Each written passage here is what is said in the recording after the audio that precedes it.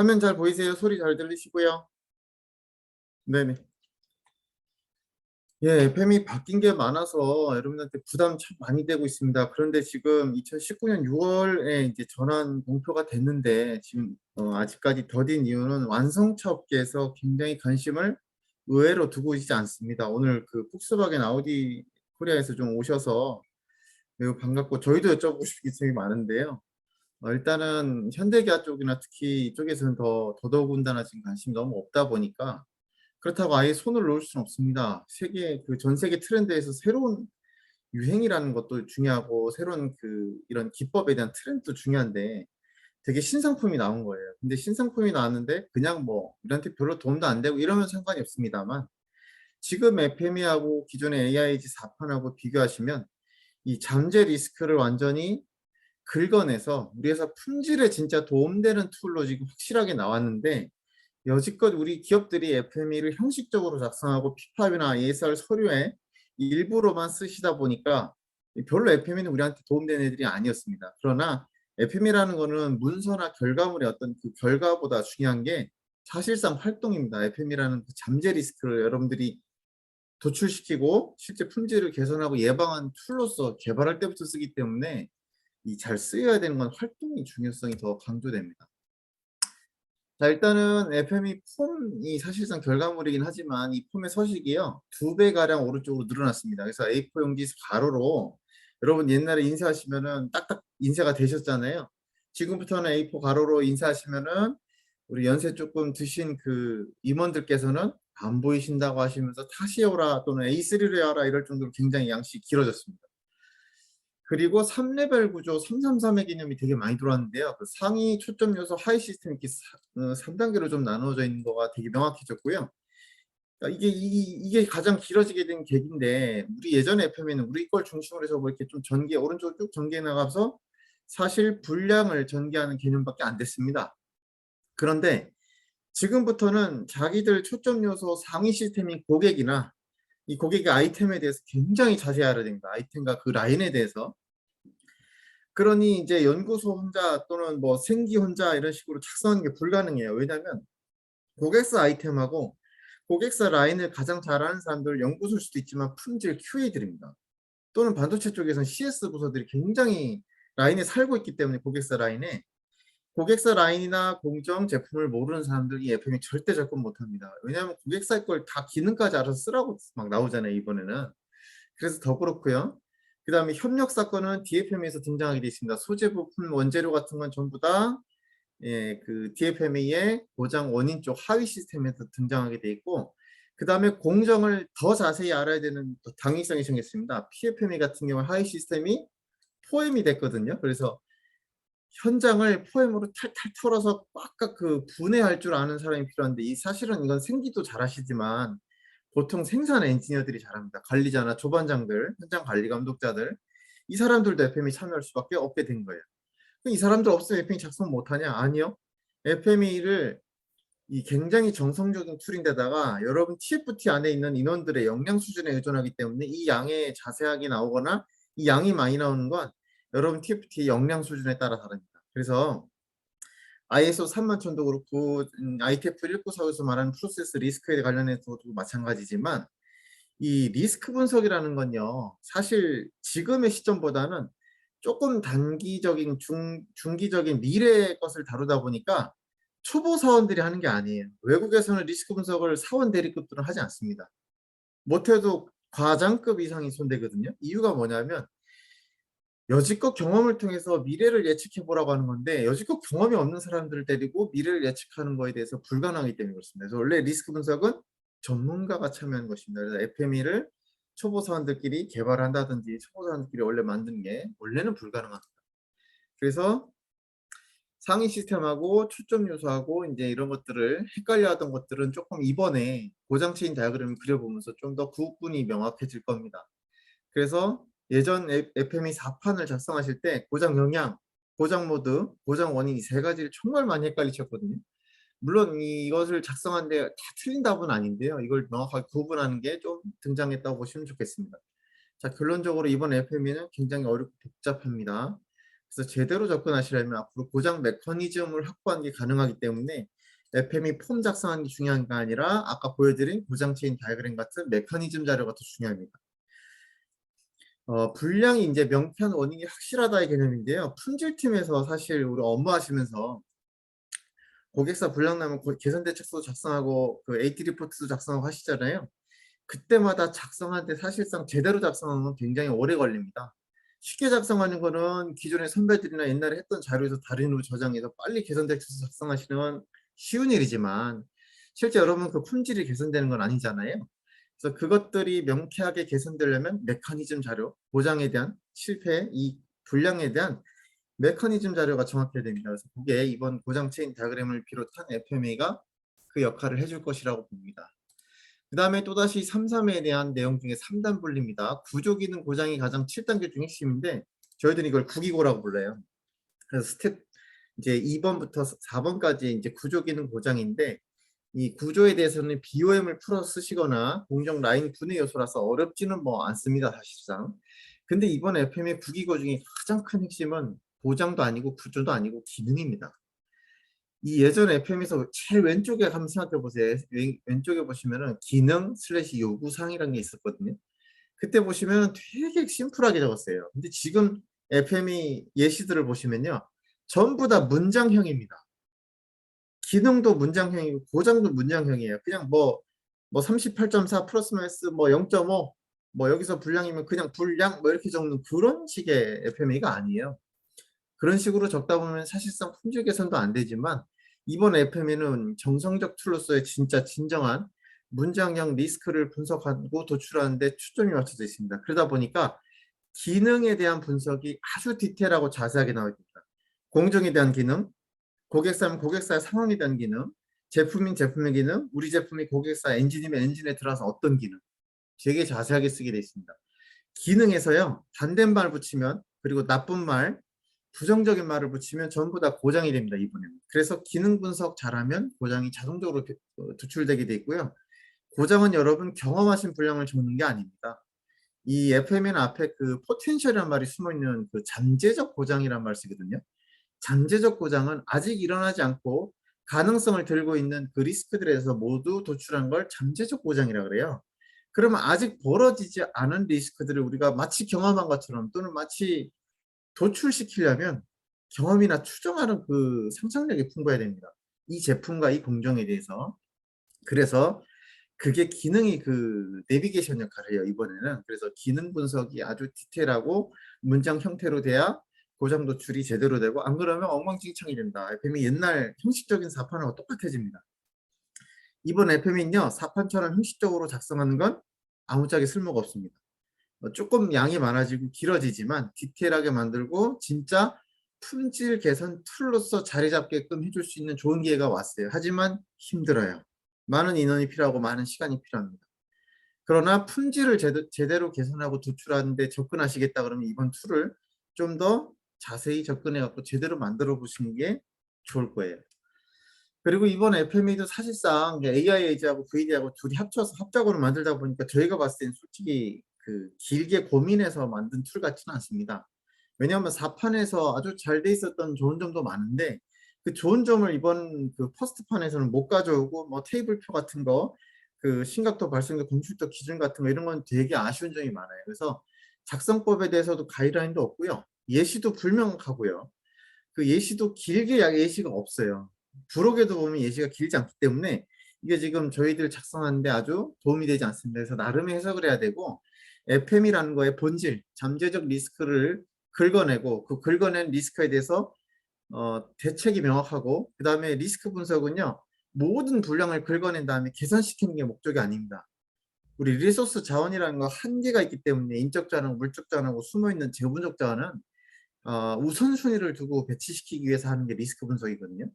사실상 되게 야가 빠진 툴이에요.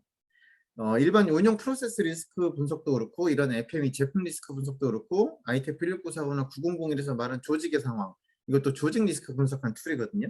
전부 다 뭐 하는 거냐면 자원을 효과적이고 효율적으로 배분하는 역할입니다. 왜냐하면 우리 기업들은 자원이 한정적이기 때문에 그렇습니다.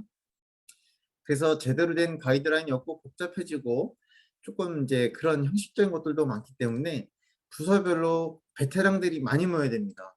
그래서 심각도, 발생도, 검출도, 테이블도 불명확하기 때문에 우리 회사의 기준이 조금 더 업데이트가 같이 되게 돼 있습니다. 완전히 다 버리고 우리 회사 툴로 바꾸는 것보다는 기존에 지금 AIG VDA 버전의 그 테이블 표에다가 오른쪽 끝에 보시면 우리 회사 거를 좀 적을 수 있게 돼 있습니다. 그래서 합작해서 사용하시는 게 되게 좋고요. 특히나 이번에 IT하고 반도체 쪽에서도 꽤 오셨는데 기계적인 가공, 기계적인 조립을 통해서 1차 변도들을 하시는 그런 아이템에서는 좀 잘 맞을 수 있는데 여러분 반도체나 반도체 소재나 자동차 부품의 소재들을 쓰는 다른 약간은 다른 업종들은 좀 따라가기 힘들 정도로 포커싱이 좀 잘못돼 있어요. 그래서 우리 회사 기준이 명확해야 됩니다.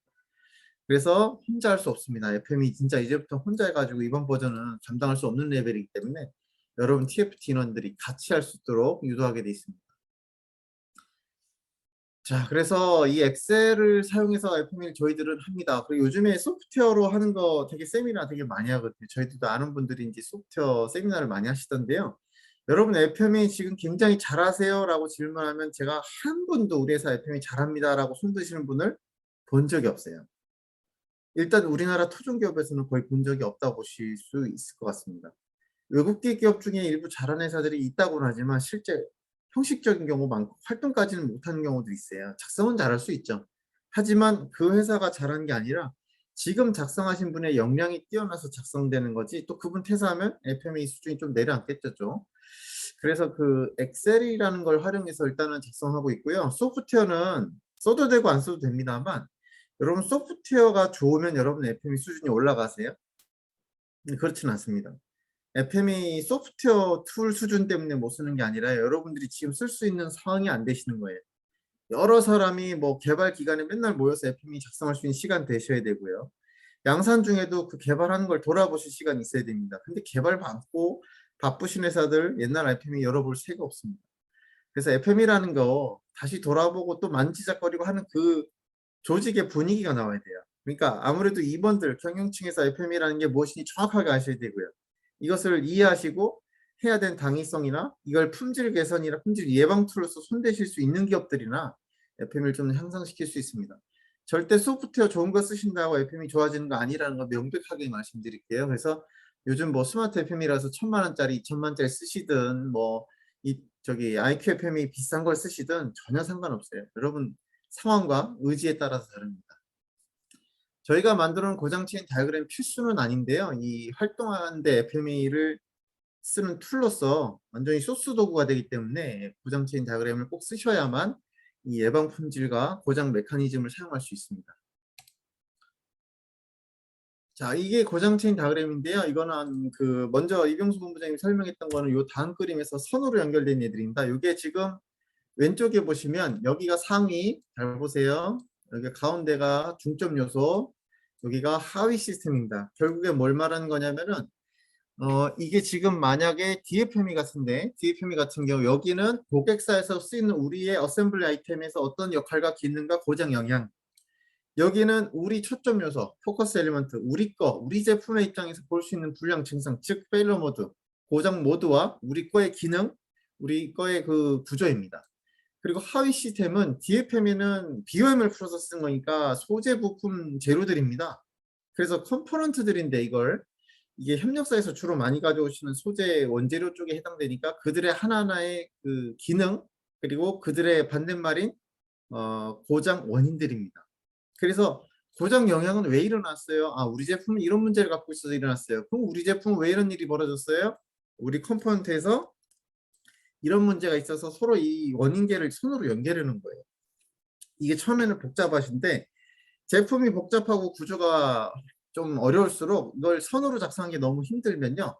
그 전 페이지 보시면 주소값을 써놨습니다. 다시 보시면 이렇게 전기나 공급되거나 스테이트에 자성이 생기지 않는다. 원인 뭡니까? 그러면 페일러 이펙트 커즈 고장 원인의 35번과 40번 문제다 라고 해서 이런 주소값으로 연결하는 것들입니다. 선택한 사항은 자유롭습니다. 이거는 뭐 공식적인 툴이 아니기 때문에 고장 메커니즘이나 FME를 작성하기 위해서 쓰는 거라서 사실 저희들이 지금 강의할 때는 이걸 자세히 가르쳐 드리고요. 그 다음에 컨설팅을 들어가게 되면 이걸 작성하는데 전체 시간의 80%를 씁니다. 물론 품질에서 뭐 원인차인데 80% 시간 쓰세요라는 말하고 좀 저희들은 일맥상통하는 거라고 좀 보거든요. FME 작성 자체는 되게 심플해요, 저희들은. 왜냐하면 이걸 만드는데 80% 시간을 쓰고 이거를 FME로 복사 붙여넣기 작업을 해요. 사실 좀 노가다성이 있는데 이걸 잘 만들어 오면 FME 그냥 복사해서 옮기는 개념이라서 이거를 주로 업데이트 하시라고 합니다. FME 자체를 업데이트하라고는 말씀 잘 안 드리고요. 그건 업데이트를 할 수 있는데 지금 FME가 여러분 왼쪽부터 오른쪽 끝에까지 한 행을 작성하는 게 엄청나게 오래 걸려요. 기본적으로 5분 정도씩 걸린다 보시면 돼요. 한 행당. 그래서 인간이 지금 만들 수 있는 그런 식으로 옛날 방식으로 만들 수 있는 툴이 아닙니다. FME가. 그래서 고장체인 다이어그램 만들어서 복사 붙여넣기를 하는데요. 지금 표준을 구매하셨거나 표준을 보신 분들 보시면 FM 양식은 공식적으로 사실 두 가지 정도 등장합니다.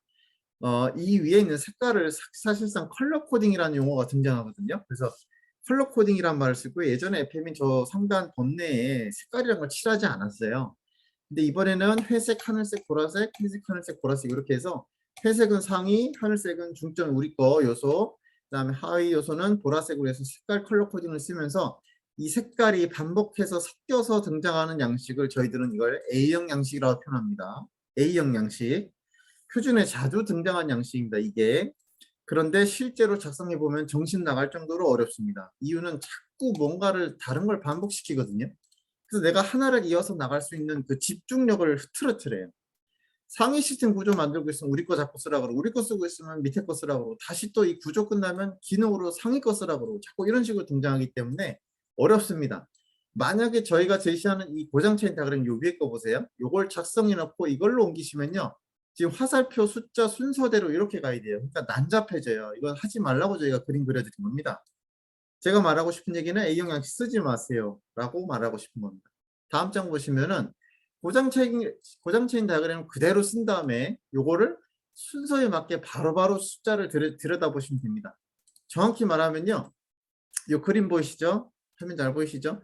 요거를 어떻게 하는 거냐면 좌로 눕히는 겁니다. 이렇게 눕힌 상태로 다 집어넣은 거예요. 여기 하나, 여기 하나, 여기 하나. 그래서 고장체인 다이어그램을 옆으로 눕힌다고 생각하시면 됩니다. 눕히니까 복사 붙여넣기로 되게 빠르게 집어넣어요. 이거를 양식에. 그리고 본 적 없으신 거는 FME 그 4판에는 요 코드 같은 게 없어요. 여기 보시면 코드 있고요. 여기도 코드 있고요. 여기도 코드가 있습니다. 이 코드는 기능 앞에도 넣어도 되고 구조 앞에도 넣어도 되고 상관없는데 굳이 코드라는 것까지 관리할 정도라면 고장들이거든요. 고장들 앞에 지금 코드를 갖다 놨어요. 그래서 고장 체인이라고 부르는데 고장 영향, 고장 모드, 고장 원인, 고장 체인이라고 합니다. 이 녀석들 앞에는 코드를 집어넣으세요. 코드를 좀 준비해 놓습니다. 이걸로 사실 이제 FME는 여러분 마우스로 스크롤로 내려서 이제 못 가요. FME가 굉장히 길어졌습니다. 옆으로 길어진 거 얘기한 게 아니라 지금 밑으로 길어졌습니다. 그래서 마우스 스크롤로 FM이라는 걸 찾아볼 수가 없게 됐어요. 그래서 새로 4판을 그대로 이번 판으로 옮겨보시면요. 필터를 안 쓰면 FME 양식을 쓸 수가 없게 되어 있습니다. 그래서 필터를 쓰다 보니까 당연히 자연스럽게 이 앞에 고장들 앞에 코드들을 쓰게 돼 있어요. 써도 되고 안 써도 됩니다. 근데 일 편하게 하시려면 쓰는 게 맞는데 이 엑셀이 너무 복잡하니까 쓰는 게 맞겠죠. 그래서 색깔 컬러 코딩이 같은 종류끼리 모여 있는 걸 저희는 B형 양식이라고 부릅니다. 저희는 무조건 B형 양식이라고 쓰라고 합니다. 이유는 저희가 실제로 표준이 처음 나왔을 때 이 둘을 똑같이 작성해 봤는데요. A형 양식이 B형 양식에 비해서 5배 이상 더 느립니다. 작성 시간이. 그러니까 FM이 지금 더 길어져서 힘들어 죽겠는데 이 양식의 시간 작성이 너무 오래 걸리면 FM이 작성하다 시간 다 보내거든요. 여러분 개발 기간 실제로 충분하고 여유롭게 가시지 않는 거 다 알고 있습니다. 여러분. 그래서 개발 기간도 촉박한데 이거 작성하고 앉아있을 시간이 없죠. 그래서 B형 양식 무조건 쓰세요. A형 양식 쓰지 마세요. 고장체인 다이어그램 쓰셔도 좋고 안 쓰셔도 좋은데 무조건 B형 양식 쓰시는 게 좋습니다. 그래서 제가 조금 설명드렸던 비염에 따라서 제품 기술 메커니즘이 표현돼야 됩니다. 저희들이 작년에 FME만 내내 이 1차 벤더급 회사들을 업종별로 많이 돌아다녔거든요. 컨설팅하고 강의하면서 이 컨설팅 이 프로젝트 이거 전환이 끝나고 기업들이 담당자들이 똑같이 하는 소리 공통점이 하나 있습니다. 뭐냐면 나는 우리 회사의 메커니즘이라는 걸 지금 처음 봤다. 이 고장체인 다이어그램 만들면서 우리 회사 제품에 대해서 이렇게 많은 잠재 리스크하고 이렇게 많은 기능이 있는지 처음 알았다. 부서별로 많이 아는 사람이 있고 중간 정도 아는 사람이 있고 아예 모르는 사람이 있는데 직급이 높든 작든 이 고정체인 다이어그램과 FM이 만들면서 우리 회사 제 메커니즘이 정리가 됐기 때문에 난 이제 고객사 불량이 나더라도 원인 분석과 대책 수립에 두렵지 않다라는 얘기를 공통적으로 하셨습니다.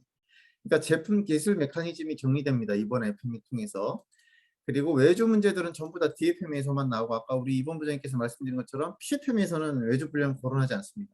물론 여러분 현장 가면 공정에 외주 불량 때문에 우리 공정 불량이 발생하는 거 많이 있긴 있죠. 근데 그 원인은 처음부터 들어오지 않게 하려면 DFM에서 설계할 때부터 외주품들을 설계하니까 고민은 거기서 하라는 얘기입니다.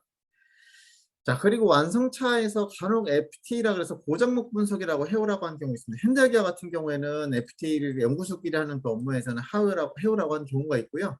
그다음에 현대차만 혼자 하고 계신 그 스피드 FME 활동도 있습니다. 저 보시면은 저 FME 수준이 아닙니다.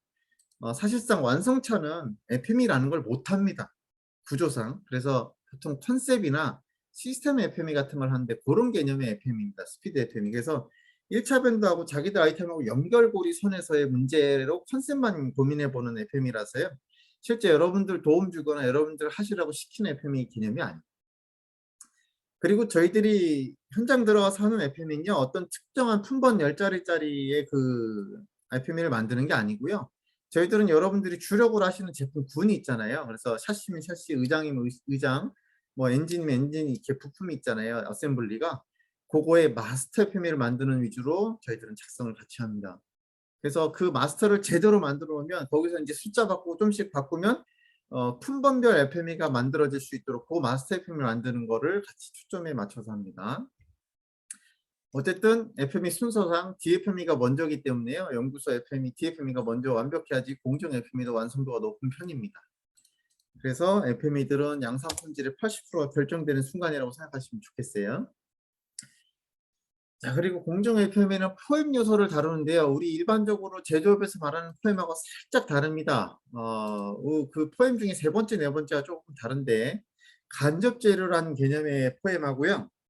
그 다음에 환경이라는 개념의 포엠이 들어왔습니다.